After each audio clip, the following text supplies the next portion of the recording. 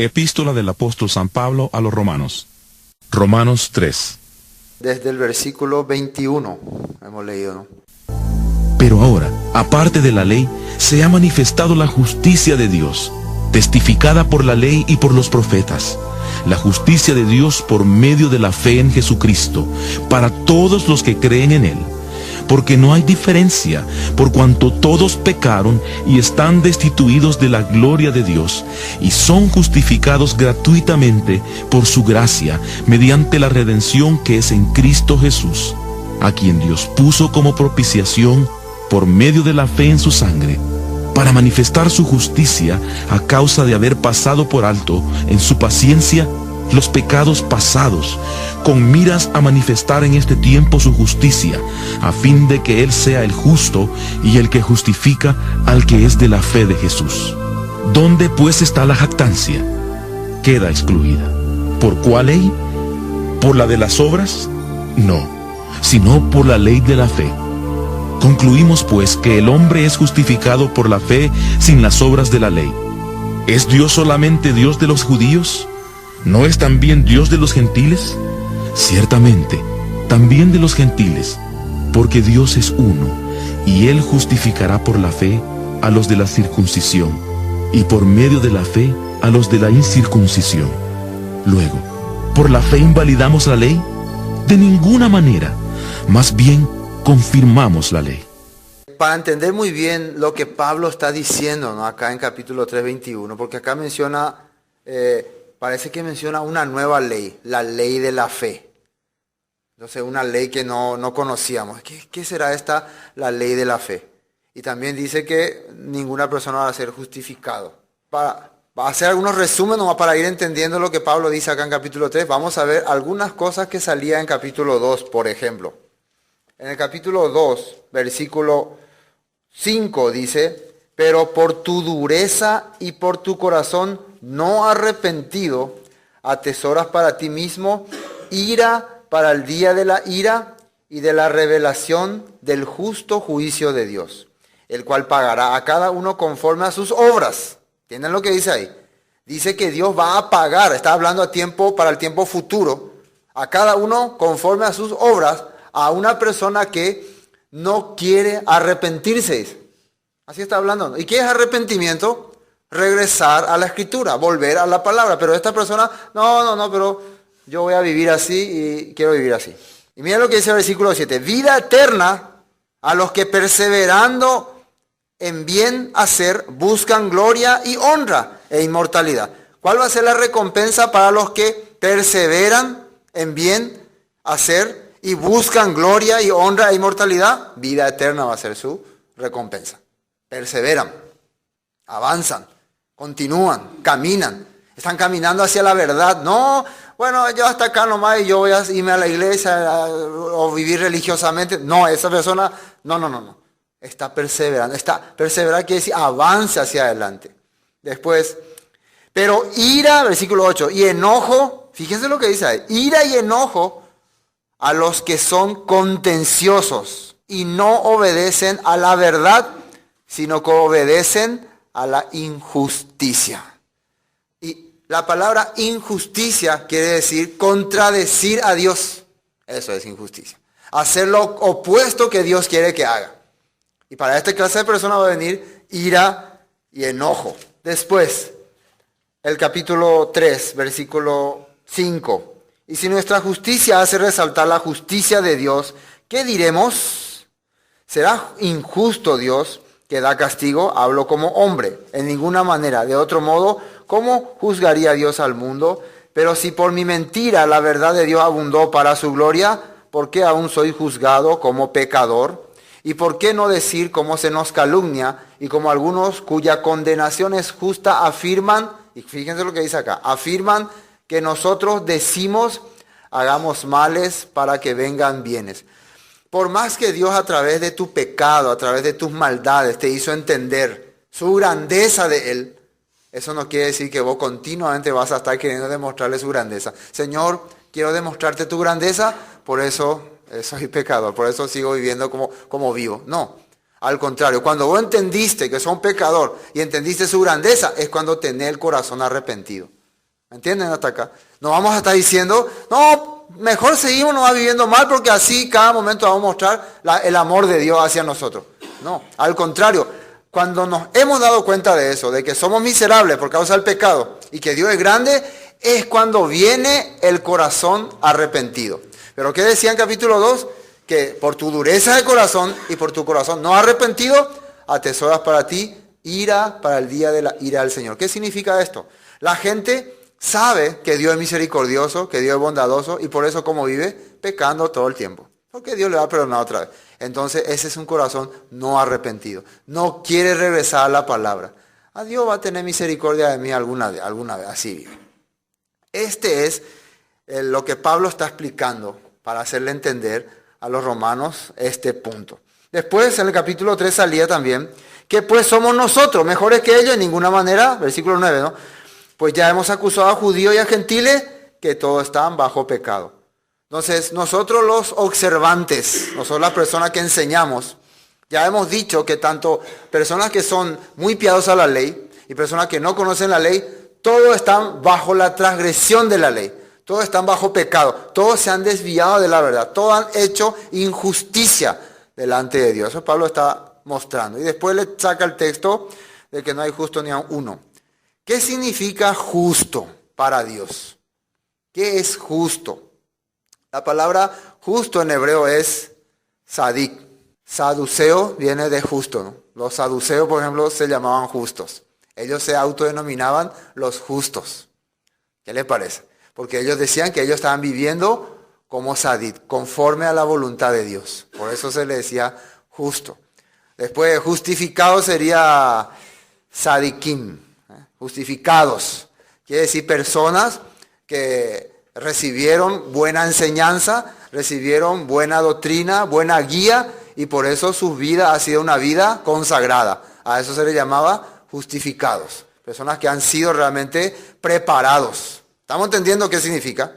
Entonces, cuando nosotros decimos entonces que no hay justo ni aun uno, cuando Pablo está mencionando este texto, ya hemos visto el domingo que él sacaba de lo que David dijo por el ambiente que había en ese momento en Israel. Los jueces, por más que gobernaban conforme a la voluntad de Dios, dice que nadie le obedecía, la gente hacía lo que quería, cada quien se iba por su camino, no había rey en ese tiempo. Ese era el tiempo en que el pueblo no estaba viviendo conforme a la voluntad de Dios. 500 años que habían salido de Egipto, que habían llegado a la tierra de Canaán, que habían visto el poder de Dios, pero ¿cómo estaban viviendo los israelitas en ese momento? Con injusticia. ¿Qué es injusticia? Sin hacer la voluntad de Dios. ¿Cuándo el pueblo comienza a hacer la voluntad de Dios? En el pueblo de Israel. ¿Cuándo? Cuando David ocupa el trono. Porque ¿qué es lo primero que hace David? Empieza a limpiar el territorio. Empieza a eliminar a los pueblos que estaban ahí, que Dios había dicho que no tenían que convivir ni compartir con ellos, porque los contaminaría. Empieza a hacerles guerra y los extermina. Después conquista la ciudad de Jerusalén, funda la ciudad de Jerusalén, que era el lugar donde Dios quería poner su arca, su templo, y después le nace en su corazón edificarle casa a Dios. ¿Para qué era la casa? Para establecer todo lo escrito en la ley de Dios, para establecer las fiestas, traer las ofrendas, exactamente para hacer la voluntad de Dios, o sea, para hacer la justicia de Dios. ¿A quién se le ocurre eso? A David. Claro que él no logra construir el templo porque no le alcanza la vida y porque Dios no quiso. Pero Dios le encarga eso a su hijo y por haber tenido este corazón de justo, ahí sí podemos decir que tuvo un corazón de justo, Dios le da la promesa de que su descendencia se sentaría perpetuamente en el trono, porque tuvo un corazón de justo. Entonces, ¿qué es tener corazón justo? ¿Qué es ser justo? Es hacer la voluntad de Dios. Es querer vivir conforme a los deseos de Dios. Eso es justicia. La justicia es que Él se haga mi voluntad. Pero cuando vos haces injusticia, quiere decir que estás haciendo contrario a Él. Te estás oponiendo a las cosas de Dios. Eso había ocurrido, ¿no? En ese tiempo. Entonces, ¿por qué hasta el tiempo de David, que él estaba haciendo la voluntad de Dios?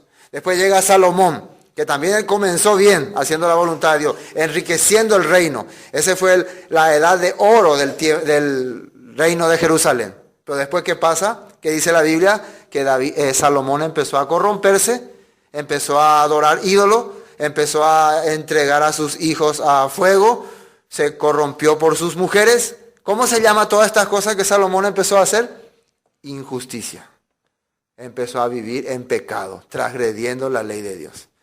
¿Y esto le agradó a Dios? No. Entonces ahí vino el descalabro. Ahí vino el desmembramiento, se fueron cada uno por aquí.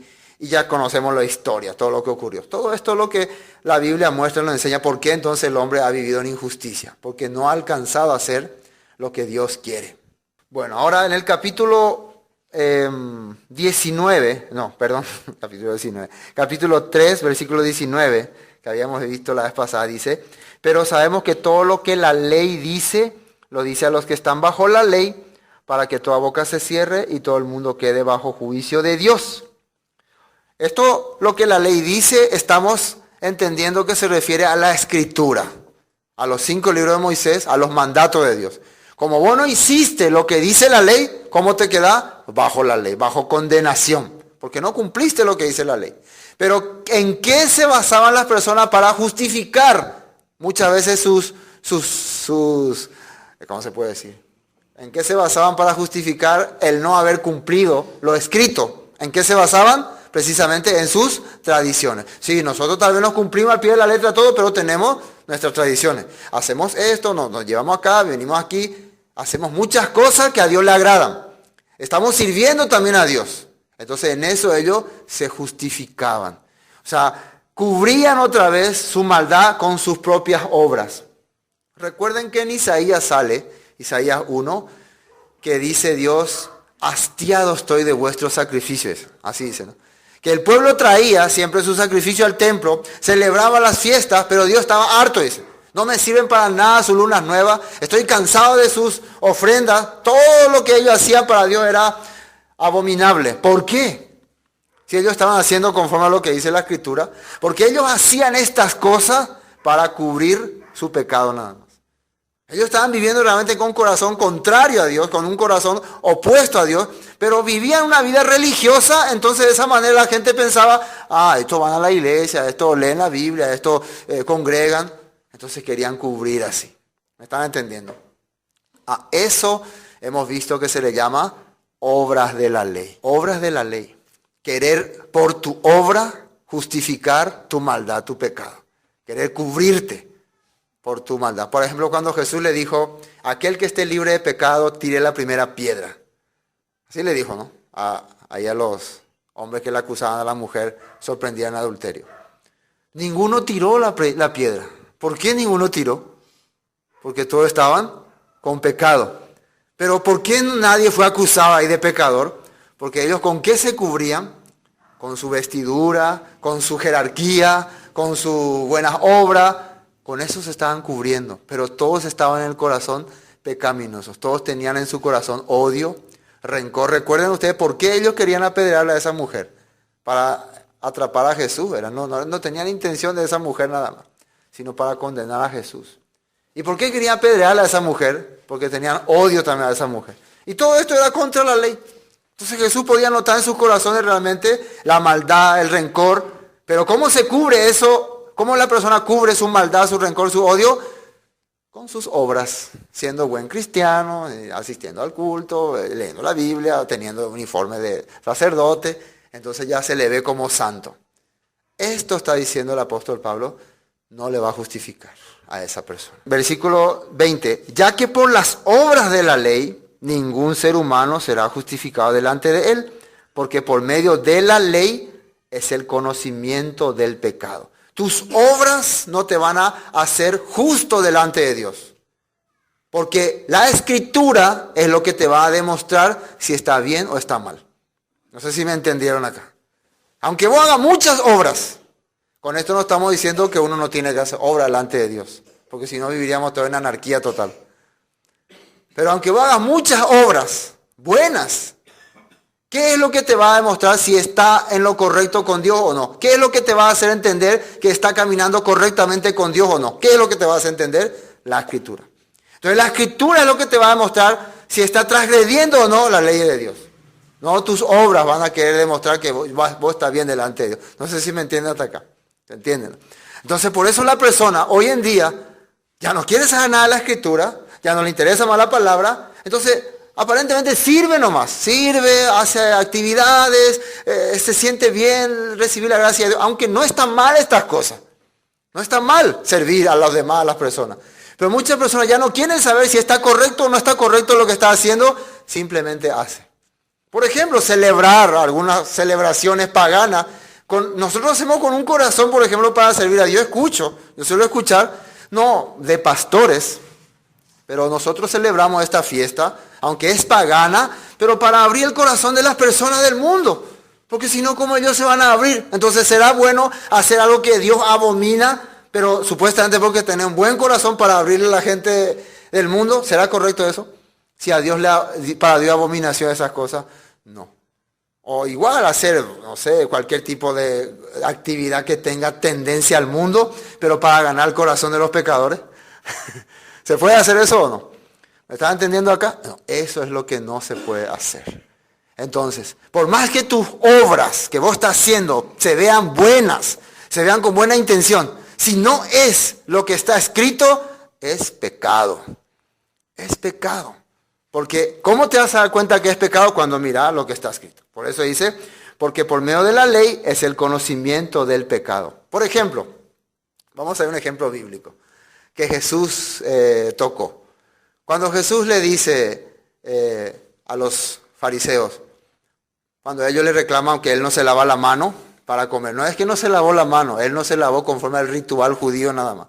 Pero Jesús le dice, ¿por qué ustedes también invalidan el mandamiento de Dios por vuestras tradiciones? Y vamos a pensar qué tradición ahí Jesús toca. Había una tradición, o sea, una alhaja, una interpretación que ellos tenían, que si una persona quiere servir a Dios con todo su corazón, entonces ya no necesita dedicarle más tiempo a sus padres.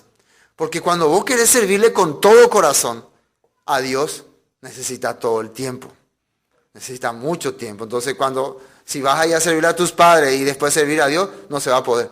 Entonces ellos interpretaron que Dios es más grande que los padres terrenales, porque Dios es nuestro Padre soberano. Inclusive en la cultura judía está interpretado que tu rabino es más grande que tu padre. ¿Sabían eso? Averigüen. En la cultura judía el rabino es más grande que tu propio padre carnal. En la cultura judía, ojo, que conste eso, no estoy hablando en la ley. Entonces eso ellos interpretaban así. Entonces era la manera de que muchas personas dediquen 100% su vida netamente a el servicio de el judaísmo. ¿Me entienden acá?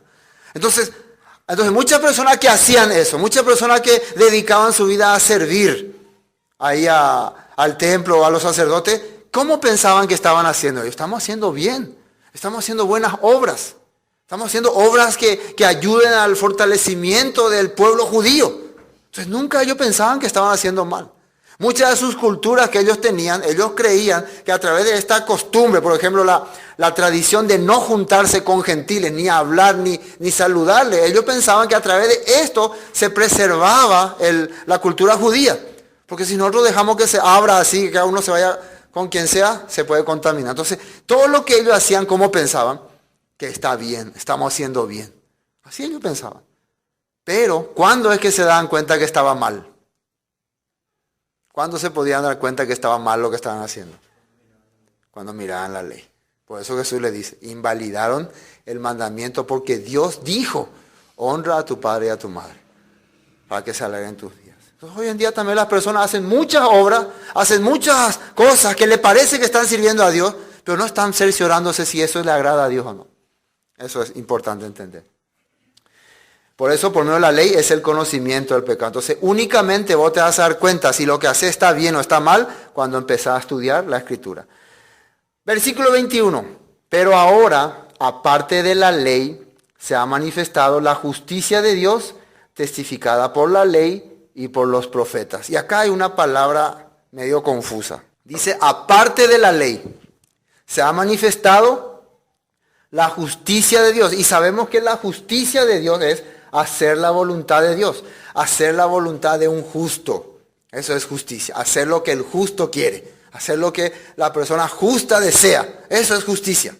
Entonces la justicia de Dios se ha manifestado, ahora aparte de la ley, se ha manifestado la justicia de Dios testificada por la ley y por los profetas. Acá aparentemente sale dos leyes, no aparentemente, sale dos leyes. Porque sale uno aparte de la ley, se ha manifestado la justicia de Dios, y esa justicia de Dios está testificada, dice, por la ley y por los profetas. Y cuando vemos ley y profeta, sabemos que se refiere a la Torá y a los escritos de los profetas. La Torá es la ley que sale acá, porque la Torá siempre viene después los profetas. La ley y los profetas, Moisés y los profetas, así siempre se decía. Entonces, ¿cuál sería esta ley que aparte de ella se tiene que manifestar la justicia? ¿Qué es lo que hay que sacar para que se pueda ver la justicia de Dios? Precisamente todo lo que uno le ha agregado o interpretado o añadido. Por ejemplo, lo que hablamos la vez pasada, la Maseia Torá, que tiene un montón de interpretaciones, que son leyes para los judíos. Para nosotros es un poco difícil entender, porque nosotros pensamos que ley es solamente lo que se dice acá escrito, no conocemos otras leyes. Pero los judíos, ya en época de Jesús y mucho antes, tenían bastantes leyes diferentes, bastantes interpretaciones, bastante manera de pensar. Entonces ellos a través de estos métodos querían justificarse delante de Dios.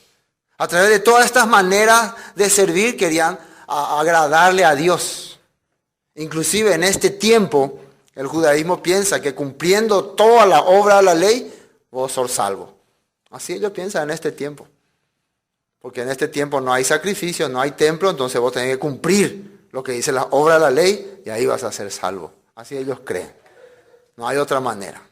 Y ellos no solamente creen, claro, hay grupos que creen solamente en la Torá, pero hay otros grupos que creen también en la Torá, en la ley oral y en las interpretaciones y en las enseñanzas actuales. Y así están. El judaísmo actual está casi igual que antes. Pero ahora está diciendo Pablo, no, aparte de estas tradiciones, costumbres, de todas estas leyes con las cuales quieren justificarse los hombres, Dios ha manifestado su justicia. ¿Qué es justicia? Su voluntad. ¿Y cómo se puede manifestar la voluntad de Dios ante personas que han transgredido su ley? Ante personas que han desobedecido su palabra. Ante personas que han sido rebeldes a su mandato. ¿Cómo Él puede manifestar su justicia? Y ahí dice, la justicia de Dios por medio de la fe en Jesucristo para todos los que creen en Él, porque no hay diferencia. Porque los dos capítulos anteriores, ¿de qué estábamos hablando? Estábamos hablando de hombres rebeldes a Dios. Estábamos hablando de hombres que por su conciencia igual se rebelaban con Dios. Y estábamos hablando de judíos que a pesar de que conocían la palabra también se rebelaban a Dios. Entonces, todo este conjunto de personas, ¿cómo pueden recibir la justicia de Dios? Únicamente, según el apóstol Pablo, ahora pueden recibir a través de la fe en Jesucristo. Así está diciendo. Pero vamos a ver en la Biblia qué Dios decía cuando hablaba de justicia, porque eso tenemos que conocer. Vamos a Génesis capítulo 18. ¿A qué le llamaba justicia? Y atiendan muy bien. Génesis 18, 19. Está hablando acerca de Abraham. Dios dice que siempre tiene que revelarle a Abraham todos sus proyectos y todos sus planes por esta razón, dice. Dice, porque yo sé que mandará a sus hijos y a su casa después de sí que guarden el camino del Señor, haciendo justicia y juicio para que haga venir el Señor sobre Abraham lo que ha hablado acerca de él. Entonces Dios está diciendo que Abraham es una persona que va a hacer cumplir justicia y juicio para que todas las promesas que Dios le está dando se cumplan en él. Deuteronomio capítulo 6, versículo 25. Deuteronomio 6, 25. Miren lo que dice ahí. Y tendremos justicia. Otra vez, ¿qué es justicia? Vamos a poder decir, y se hará la voluntad de Dios en nuestra vida. Así se puede decir, ¿no? La voluntad de Dios se va a cumplir en nuestra vida cuando cuidemos de poner por obra todos estos mandamientos delante del Señor nuestro Dios, como Él nos ha mandado. ¿Cuándo es que se va a cumplir la palabra de Dios en nuestra vida? Cuando cuidemos de cumplir todo lo que Él nos ha mandado. ¿Está bien? Otra, Deuteronomio 9:4. Deuteronomio 9:4. Entiendan bien ahí. Deuteronomio 9:4. No penséis en tu corazón cuando el Señor tu Dios los haya echado de delante de ti, diciendo, por mi justicia me ha traído el Señor a poseer esta tierra, pues por la impiedad de estas naciones el Señor las arroja delante de ti.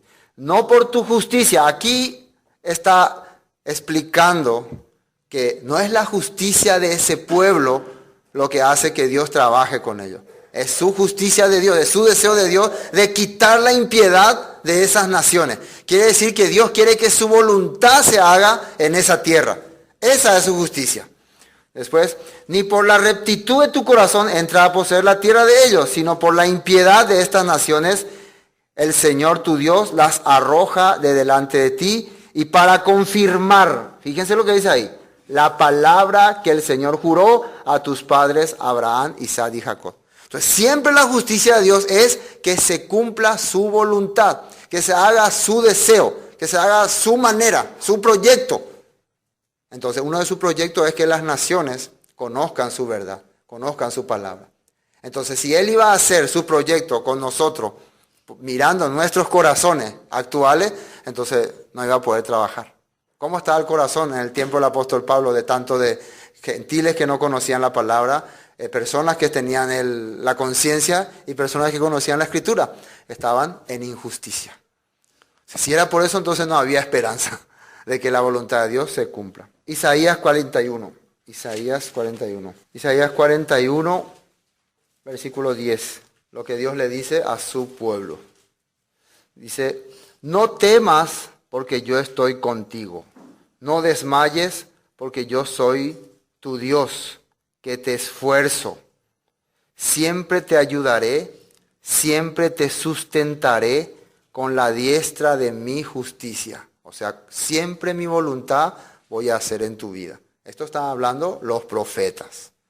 Por más que el pueblo tendría debilidad, caería, Dios trabajaría en ellos, cumpliría su proyecto en ellos. Otro texto, Isaías 42, ahí al lado no. Isaías 42, he aquí mi siervo, yo le sostendré, mi escogido, en quien mi alma tiene contentamiento, he puesto sobre él mi espíritu, él traerá justicia a las naciones. ¿De quién está hablando? Que un siervo de Dios, en que Dios ha puesto su espíritu, va a traer justicia a las naciones. Y siempre tenemos que tener en cuenta qué es la palabra justicia, que la voluntad de Dios se haga con su pueblo, con su gente. Esa es la justicia. Isaías 56:1. 56:1. Estamos viendo lo que el apóstol Pablo dijo, que esta justicia es confirmada, es testificada por la ley y los profetas. Dice, así dijo el Señor, guardad derecho y haced justicia, porque cercana está mi salvación para venir, y mi justicia para manifestarse. Bienaventurado el hombre que hace esto, fíjense lo que dice ahí, y el Hijo del Hombre que lo abraza, que guarda el día de reposo para no profanarlo, y que guarda su mano de hacer todo mal. Primer arranque que le dice es que guarde el día de reposo para no profanarlo. Así está arrancando. Porque el día de reposo está representando el tiempo en que Dios va a establecer su justicia en tiempo futuro. Estamos hablando de su reino. Y se guarda de hacer todo mal. ¿Qué es todo mal? Oponerse a lo que está escrito en la Biblia. Rebelarse con las cosas que está escrito en la Biblia. Entonces, dos objetivos tiene que tener una persona que quiere que se cumpla la justicia de Dios en su corazón. Primero, tiene que pensar en el reino celestial. Y segundo, tiene que dejarle la maldad, dejar la cosa mala. Dice un poco más aquí. Y el extranjero que sigue al Señor, no hable diciendo, me apartará totalmente el Señor de su pueblo. Ni dígale eunuco, he aquí yo soy árbol seco. O sea, esta palabra es solamente para el pueblo de Israel o para el extranjero también. Los extranjeros también no vayan a decir, esto no es para nosotros. Esto es solamente para los judíos. No, para nosotros también. Guardar su día de reposo y abstenerse de todo mal. ¿Cómo un extranjero, cómo un extranjero puede abstenerse de todo mal? ¿Qué debe hacer para abstenerse de todo mal? Debe aplicar la enseñanza de Dios a su vida. Y ahí se va a abstener de todo mal. ¿Así o no es así? No hay otra manera. Si el extranjero dice, no, las leyes que Dios le dio al pueblo de Israel son aparte, nosotros somos aparte. Entonces él va a vivir totalmente. Si esas leyes son solamente para ese pueblo, él entonces puede transgredir esas leyes, entonces va a estar haciendo mal para Dios. ¿Me entiendo, no? Entonces, si el extranjero quiere apartarse de todo mal, tiene que aplicar estas leyes. Miren lo que dice más aquí, en el versículo 6. Y a los hijos de los extranjeros que sigan al Señor para servirle y que amen el nombre del Señor para ser sus siervos, a todos los que guarden el día de reposo para no profanarlo y abracen mi pacto, yo los llevaré a mi santo monte. Los llevaré. Atiendan muy bien que acá dice los llevaré. Arajata chupecuera. Significa que nos va a llevar. Eso significa el arrebatamiento o el rapto. Un día Dios nos va a tomar y nos va a llevar. ¿A quiénes? A esas personas que han sido fiel a la palabra escrita y a la justicia de Dios. Por eso dice, y yo los llevaré a mi santo monte y los recrearé en mi casa de oración. Sus holocaustos y sus sacrificios serán aceptos sobre mi altar, porque mi casa será llamada casa de oración para todos los pueblos. ¿Dónde dice que le va a llevar? A su monte santo, a su casa de oración. ¿Se acuerdan de qué se refería Dios cuando hablaba de mi casa de oración? ¿A qué se refería? Al templo de Jerusalén. Cuando Jesús llegó ahí y vio que estaban haciendo mercado, se enojó, ¿no? Ustedes hicieron mercado en la casa de mi padre. Está escrito que este lugar será llamado casa de oración para todos los pueblos. Ustedes hicieron un mercado. Así él habló. Dice el Señor, versículo 8, el que reúne a los dispersos de Israel, aún juntaré sobre él a sus congregados. ¿Quién es el que está hablando? El que va a recoger a todos los que se han perdido, para que vuelvan a aplicar la justicia de Dios, la salvación de Dios. Así está hablando Isaías 56. Isaías 64, 6. Aquí dice, si bien todos nosotros somos como suciedad. Fíjense cómo está hablando. Isaías está mencionando, según el Espíritu revelado de Dios, que todos nosotros somos como suciedad, dice. Y todas nuestras justicias. Hay que entender bien cuando habla de la justicia de Dios y nuestra justicia. Otra vez, interpretemos otra vez la palabra justicia. Si la palabra justicia quiere decir hacer la voluntad de Dios, hacer lo que Dios quiere, seguir el camino de Dios, ¿cuáles serían nuestra justicia?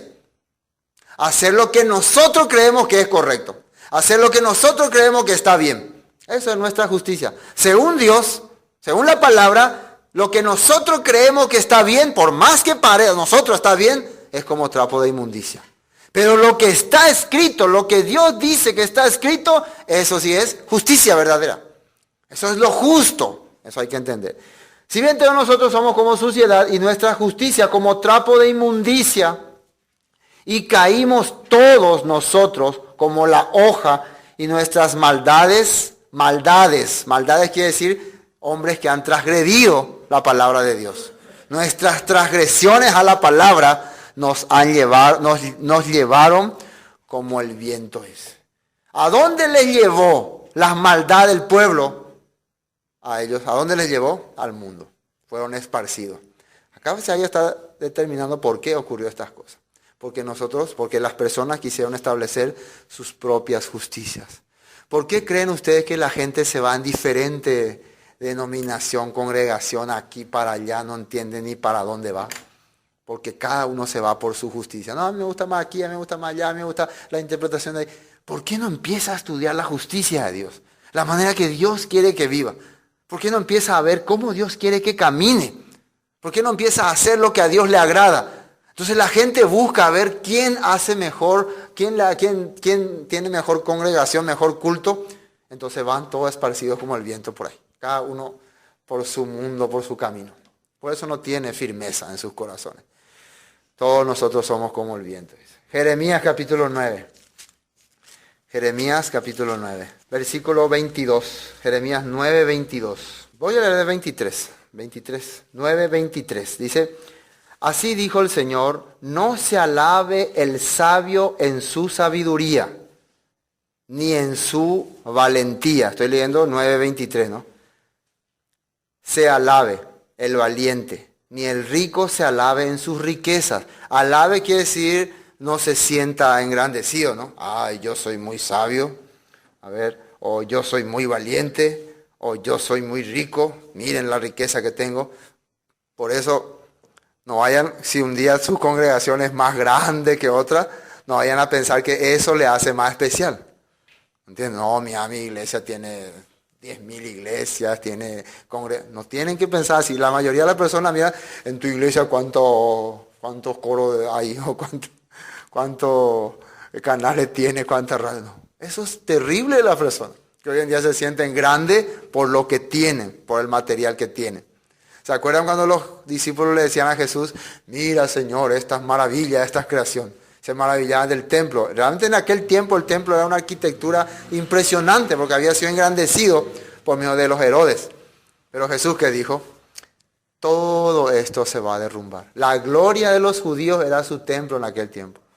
No la enseñanza más, sino el edificio inmenso, la fuerza que tenía su cultura judía es lo que a ellos le daba orgullo. Eso. En el tiempo de Jeremías también. En el tiempo de Jeremías, ¿qué es lo que ellos se sentían orgullosos? De su templo, que el templo de Salomón, que estaba en ese momento estaba el arca del pacto. Ellos se alababan por eso. Se sentían grandes, poderosos. No se alaban por eso, dice. Dice, el rico se alaba en su riqueza, más, versículo 24, alábese en esto el que se hubiere de alabar. ¿En qué te tenés que alabar? Dice, en entenderme y conocerme, que yo soy el Señor, que hago misericordia, juicio y justicia en la tierra, porque estas cosas quiero, dice el Señor. ¿En qué tenés que alabarte? En querer conocerle. ¿Y cómo le vas a conocer? Conociendo su palabra, su escritura y saber qué le parece al correcto y qué no. Eso tenés que saber. Conocer realmente si está caminando correctamente conforme a su palabra o no. No en la grandeza de las maravillas que tenés. No te vayas a alabar por eso, en tu riqueza, ni tu gran templo, ni tu gran congregación, ni gran actividad. Alabate en entender su palabra. Normalmente la gente está acostumbrada a burlarse o a menospreciar al que estudia mucho la Biblia. Le dice, son loco, un teórico, un fariseo. Así no. Entonces, ¿qué es lo que tendríamos que hacer? Entonces, cerremos la Biblia y empecemos solamente a ser religiosos.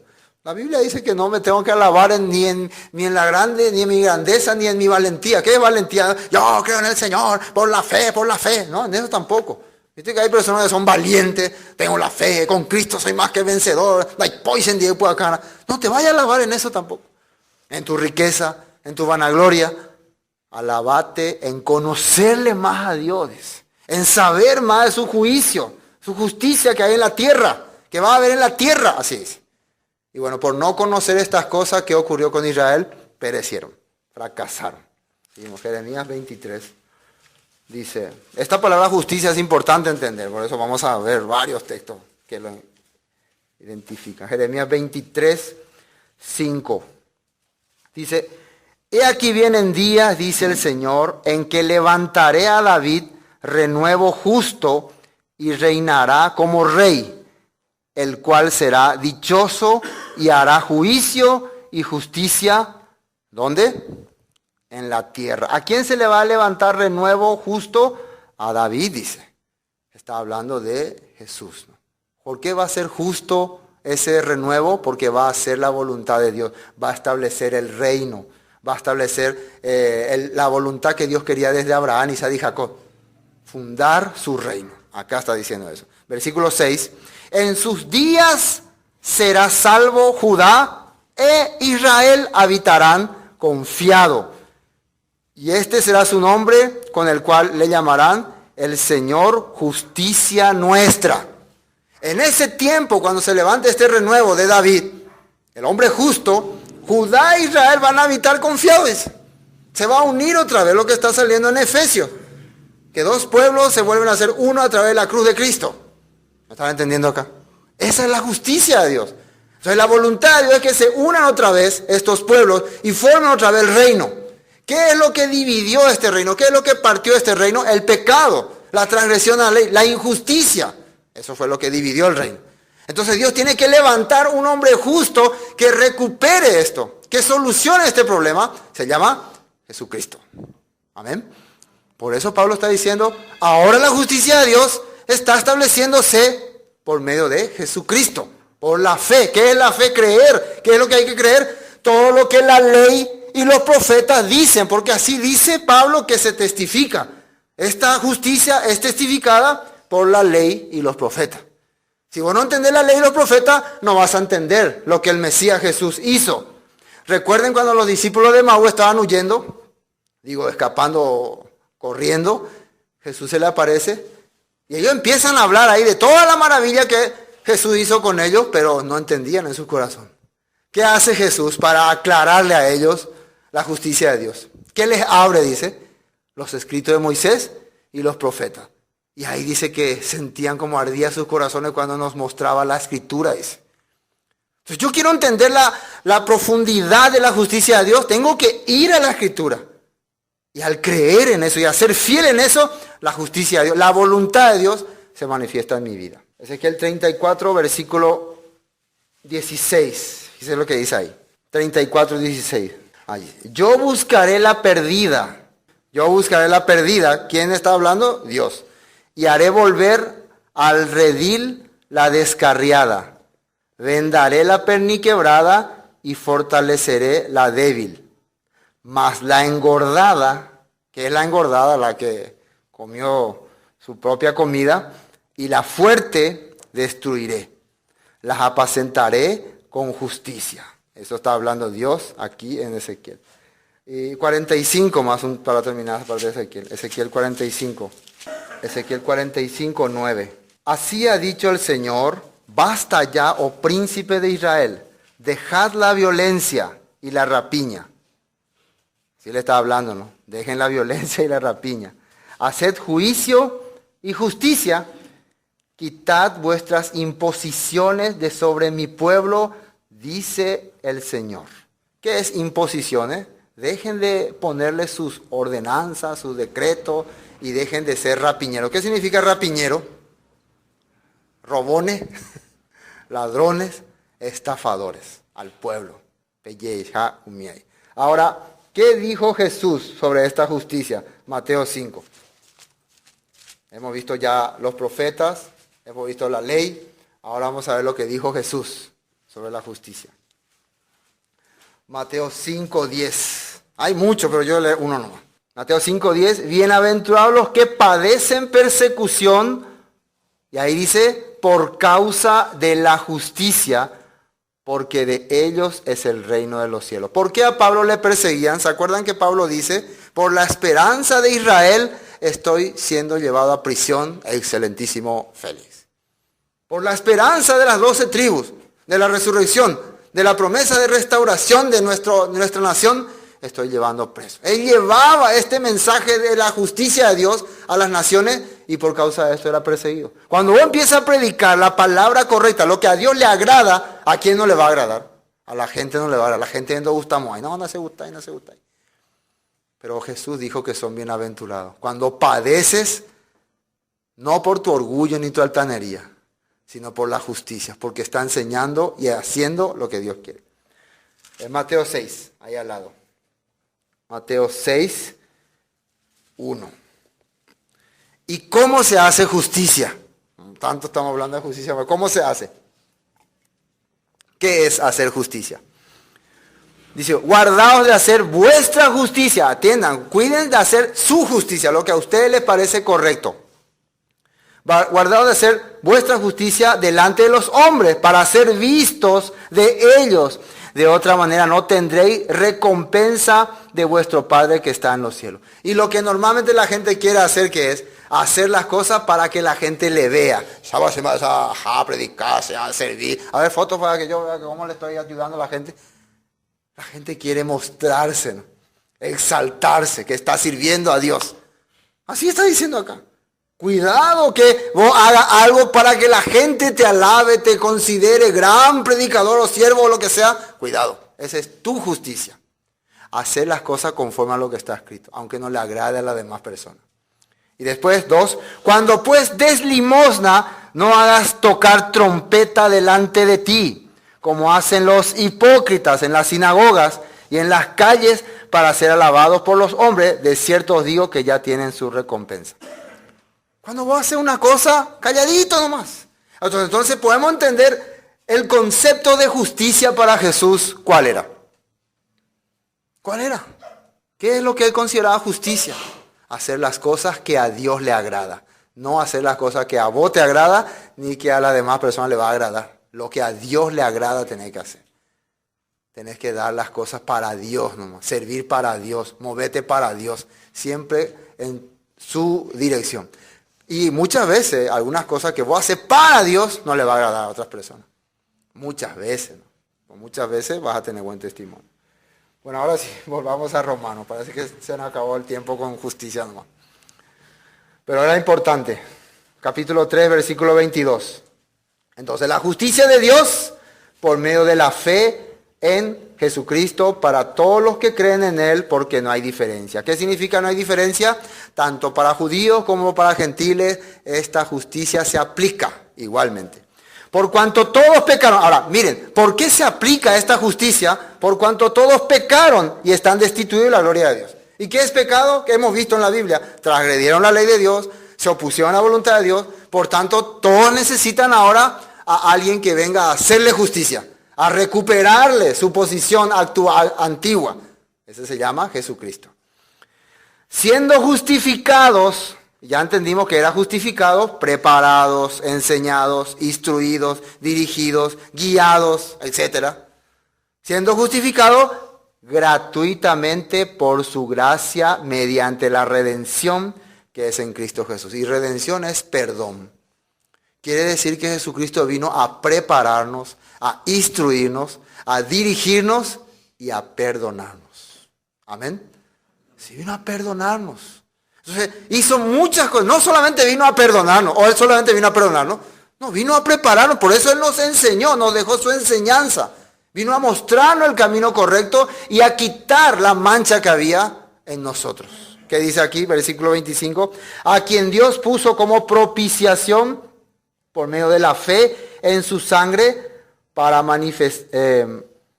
manifestar su justicia a causa de haber pasado por alto en su paciencia los pecados pasados. Dios le puso a Jesús como propiciación. ¿Y qué es propiciación? Anteriormente el arca del pacto tenía una tapa. Esa tapa se le llamaba propiciatorio. Significa algo que cubre, algo que está ocupando un lugar para que no llegue directamente a un sitio. Entonces era una tapa.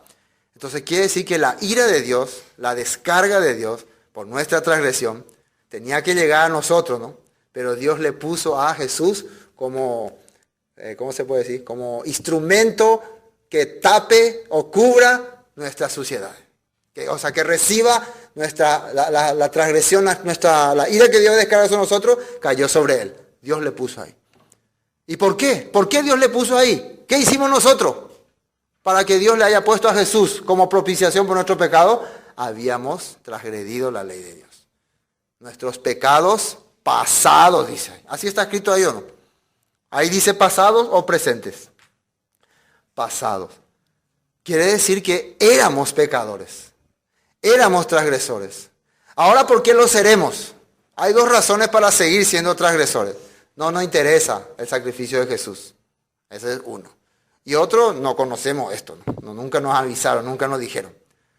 Entonces sí, y hay dos razones también para aceptar esto. Primero, realmente me interesa su sacrificio. Realmente me importó lo que ha hecho por mí. Y por eso quiero seguirle. Y el segundo, ahora conozco. Antes no conocía, antes era ignorante, ahora conozco. Ahora me enteré. Y tal vez no soy muy bien experto, no conozco muchas cosas, tal vez me falta mucho, pero quiero empezar a aprender. Esa sería la segunda razón.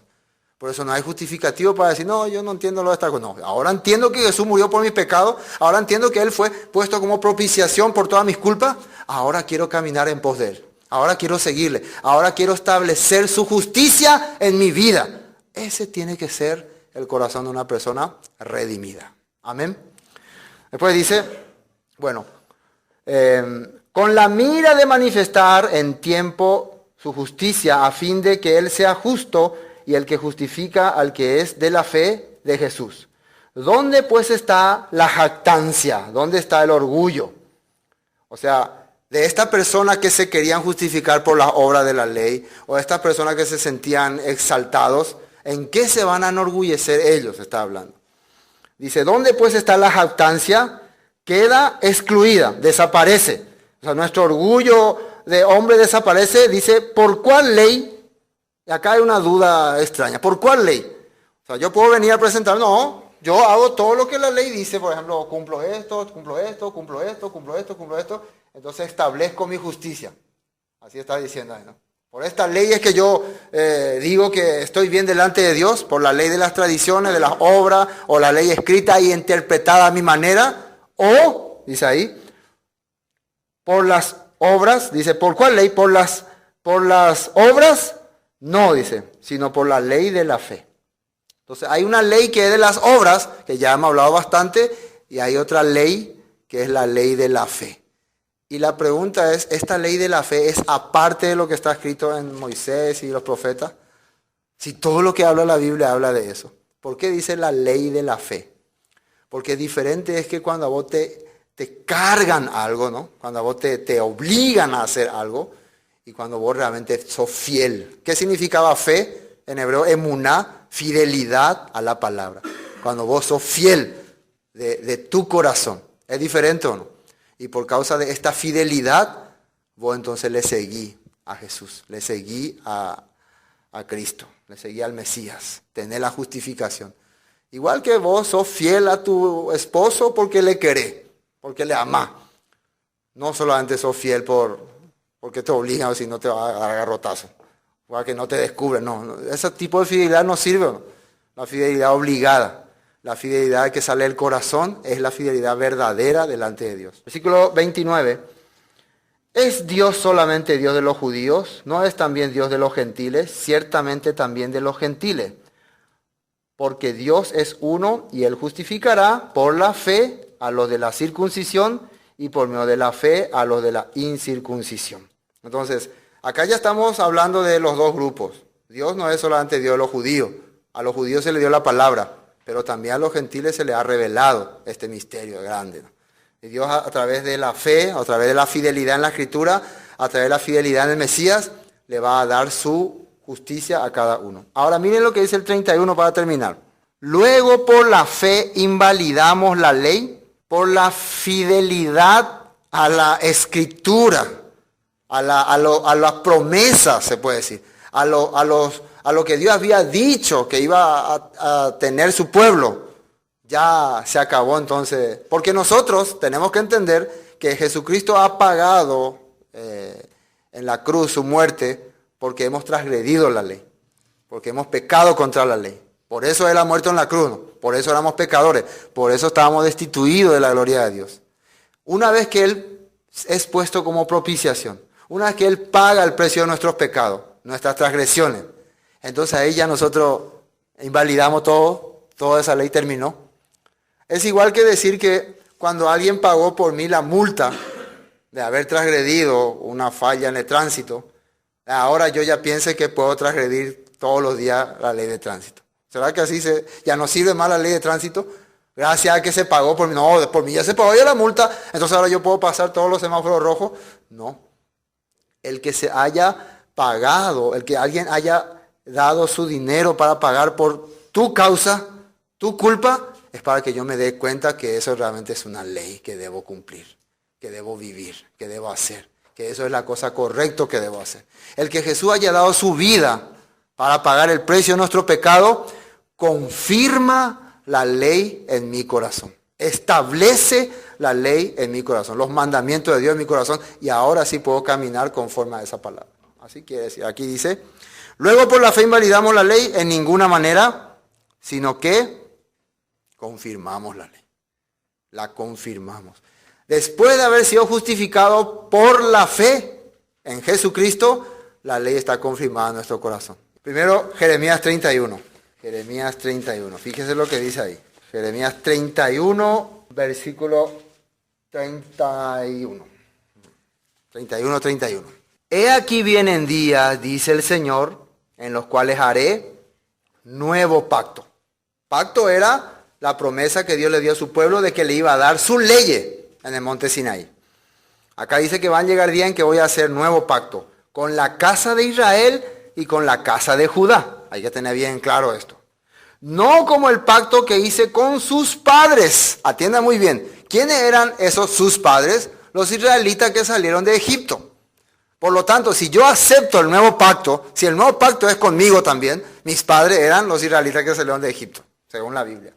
No como el pacto que hice con sus padres el día que los tomé de la mano para sacarlos de la tierra de Egipto, porque ellos invalidaron mi pacto, aunque yo fui marido para ellos, dice el Señor. Pero este es el pacto que haré con la casa de Israel después de aquellos días, dice el Señor. Y fíjense cuál va a ser el pacto que va a hacer en tiempo futuro acá para Jeremías. Daré mi ley en su mente y las escribiré en su corazón. Y yo seré a ellos por Dios y ellos me serán por pueblo. Así está hablando. Voy a confirmar, eso quiere decir. Después de haber redimido sus pecados, voy a confirmar. Porque ¿qué dice el versículo 34? Y no enseñará más ninguno a su prójimo, ni ninguno a su hermano, diciendo, conoce al Señor, porque todos me conocerán, desde el más pequeño de ellos hasta el más grande, dice el Señor, porque perdonaré la maldad de ellos. ¿Y qué dice ahí? No me acordaré más de su pecado. Voy a olvidarme de todas sus transgresiones. Voy a perdonar todas sus rebeliones contra mí. Y voy a confirmar mi ley en su corazón. Porque después de que yo les perdone, y después de que me le envíe mi siervo, ellos van a tener corazón de seguirme. Así está diciendo aquí. Van a querer ser mi pueblo. Yo voy a ser su Dios y ellos van a ser mi pueblo. Y si Él es nuestro Dios y nosotros somos su pueblo, quiere decir que le estamos siguiendo y sirviendo. Amén. Esto se repite acá en Hebreos capítulo 10. Y esto para entender bien qué es lo que el escritor de Hebreos está tratando de hacer entender. Hebreos capítulo 10. Porque Pablo dijo, confirmamos la ley. Entonces vamos a ver si eso es cierto. Se confirmó la ley. Hebreos 10, 17. Vamos a leer de 16, porque ahí empieza el pacto, ¿no? 10, 16, Hebreos 10, 16 dice, este es el pacto que haré con ellos después de aquellos días, dice el Señor. ¿Se dan cuenta que es la misma escritura que estaba en Jeremías 31? No es algo que inventó el escritor de Hebreos. Es una promesa de los profetas. Este es el pacto que haré con ellos después de aquellos días, dice el Señor, otra vez. Pondré, acá está el pacto, este es el pacto. Pondré mis leyes en sus corazones y en sus mentes las escribiré. Y añade, y nunca más me acordaré de sus pecados y transgresiones. Entonces tendrán las puertas abiertas para servirme. ¿Qué dijo Jesús acerca de esto? Lucas 22. Fíjense lo que dice. Lucas 22, 19. Esto es cuando Jesús estaba haciendo la cena, última cena, como le llaman, de Pascua, ¿no? Con sus discípulos. Dice 19, 22, 19. Y tomó el pan y dio gracias y lo partió. Y les dio diciendo, esto es mi cuerpo que por vosotros es dado. Haced esto en memoria de mí. De igual manera, después que hubo cenado, tomó la copa, diciendo, esta copa es el nuevo pacto en mi sangre que por vosotros se derrama. ¿Qué representaba la sangre de Jesús que se iba a derramar en la cruz? Significaba el nuevo pacto, dice. Ahora, ¿cómo se entiende eso? Y eso quiere decir, pastor, va a decir alguien, que en la cruz Jesús murió por todos nuestros pecados. Está correcto. Él fue dado como propiciación por nuestros pecados. Y si dice que esta sangre, esta copa representa mi sangre que va a ser derramada, es el nuevo pacto. ¿Y qué es el nuevo pacto? El nuevo pacto es confirmar la ley en el corazón y en la mente de su pueblo. Claro, los que no son su pueblo no van a confirmar esto. Pero su pueblo, los que le van a tener por Dios, van a confirmar en su mente y en su corazón su ley, su ordenanza, su mandato. ¿Y por qué la sangre? Explícame la sangre. Por nuestras transgresiones. Para que nunca más se acuerde de lo sucio que fuimos y para que podamos tener realmente una nueva vida como nueva criatura. Entonces, el Hijo de Dios, el convertido, el justificado, vive con fe.